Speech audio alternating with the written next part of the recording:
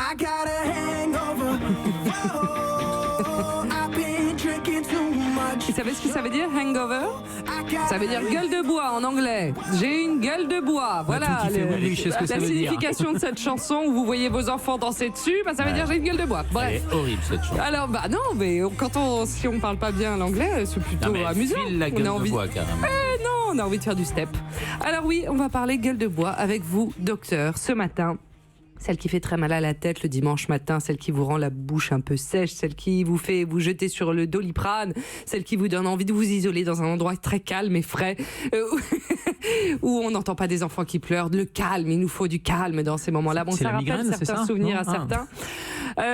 Parce que le remède miracle anti-gueule de bois, dont on entend parler depuis des années, revient aujourd'hui sur le devant de la scène. Des scientifiques américains ont mis au point un traitement spécialement conçu pour traiter la gueule de bois, chers auditeurs. Et les tests chez les humains pourraient démarrer dès 2019. Docteur, est-ce qu'on peut y croire cette fois-ci? Vous avez raison de parler de remède miracle, parce que je suis allé chercher justement hangover dans notre base de données de toutes les études scientifiques. Et en fait, il y a eu énormément d'études publiées sur des soi-disant produits miracles pour éviter cette gueule de bois. Parce que ça doit être un manque à gagner pour la sécurité sociale gigantesque.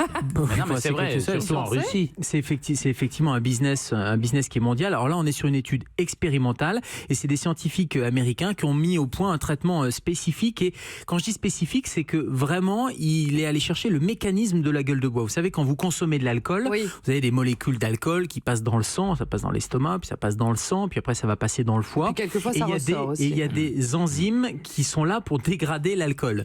Et ces enzymes, eh bien, les chercheurs se sont dit, on va aller alcooliser des souris et on va injecter les enzymes. Et alors, pour protéger ces enzymes et qu'elles ne soient pas dégradées dans l'organisme avant de dégrader l'alcool, ils les ont enrobées de nanoparticules. Et ça fait un peu science-fiction.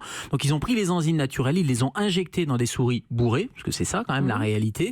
Et ils ont comparé l'effet de ces nanoparticules avec ces enzymes qui étaient censées dégrader l'alcool versus des souris qui étaient simplement alcoolisées. Eh bien, figurez-vous que le traitement a réduit le taux d'alcool dans le sang de 45% en seulement 4 heures par rapport aux souris qui n'ont pas reçu cette injection de nanoparticules avec ces enzymes. Donc c'est une espèce d'antidote anti-alcool, mais ça semble être efficace et on comprend bien le mécanisme. C'est vrai, quand on boit de l'alcool, on a ces enzymes-là. D'ailleurs, on n'est pas tous équipés de la même quantité d'enzymes. Comment l'alcool justement agit sur notre corps?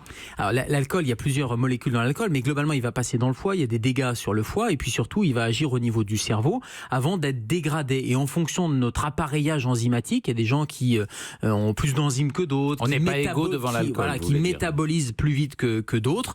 Eh bien, on a plus ou moins des effets de cette alcoolémie. Ce qui est clair, c'est que quand on consomme une quantité d'alcool, on a l'alcoolémie qui va augmenter dans le sang avant d'être éliminée. Et ça prend plusieurs heures. Alors, il y a pas mal de remèdes de grand-mère. J'imagine que dans le public, ou vous, chers auditeurs, vous en avez plein pour lutter contre cette vilaine gueule de bois. Il y a le bicarbonate de soude. On dit des feuilles de chou sur les tempes, des tartines de miel, du jus de tomate, le hamburger pour éponger. Bref, il y en a plein. Vous pouvez tout essayer. Parce qu'en fait, une fois que l'alcool est dans le sang, il s'élimine à la vitesse naturelle avec les enzymes, etc. Peut-être dans un deuxième temps accéléré par ces nanoparticules. Mais en tout cas, il va s'éliminer naturellement. Et le lendemain, vous allez avoir les effets de la gueule de bois qui ne sont ni plus ni moins que les effets de la déshydratation. Parce que l'alcool déshydrate. Et donc, vous pouvez essayer tout ce que vous voulez, les feuilles de tomate, de chou, tout ce que vous pouvez trouver aussi en pharmacie, parce qu'il y a eu pas mal de choses qui ont été alléguées. Ça ne marche pas, ça ne fonctionne pas. Et donc, du coup, le meilleur moyen, c'est évidemment de ne pas reboire, et c'est de se réhydrater. Exactement, Matou, c'est de se réhydrater le corps. Donc, vous vous hydratez comme vous voulez, avec de l'eau pétillante, pas pétillante, des bouillons, un peu de diète digestive, parce que l'alcool a un effet sur le foie aussi, et donc il faut plutôt mettre le foie au repos. Et puis surtout boire avec modération, peut-être. Ça c'est la condition sine qua non. C'est-à-dire pas boire du tout si on conduit, ça il faut le rappeler, et boire avec modération, parce que c'est quand même le meilleur remède anti-gueule de bois. Mais dans le cas où ce remède serait commercialisé, c'est une injection? Parce que tout à l'heure, vous avez parlé d'injection. Pour l'instant, chez la souris, c'est une injection, mais enfin, on peut imaginer que s'ils sont capables d'injecter des enzymes protégées par des nanoparticules, le but, c'est qu'on puisse les prendre par la bouche et que ça protège des sucs gastriques, vous savez, que ça ne soit pas détruit par l'estomac, par exemple, pour avoir derrière un comprimé. Mais là, on est vraiment sur quelque chose d'expérimental chez la souris. Ils espèrent faire des tests rapidement chez l'être humain, mais on n'en est pas du tout là encore. Alors, vous qui êtes urgentiste, Gérald Kierzek, vous êtes souvent confronté à des patients fortement alcoolisés. Comment vous les prenez en charge? Et à partir de combien de verres d'ailleurs est-ce qu'on peut être susceptible de passer par la case urgence? Alors déjà, il faut respecter les taux d'alcoolémie quand on conduit, on ne boit pas, etc. Mais nous, on a beaucoup de patients qui viennent. Alors, il y a les effets de l'alcool sur le foie, ça donne des hépatites, ça détruit le foie, etc. Même de manière aiguë. C'est les jeunes qui font du binge drinking, vous savez, qui prennent des grandes quantités d'alcool en un minimum de temps.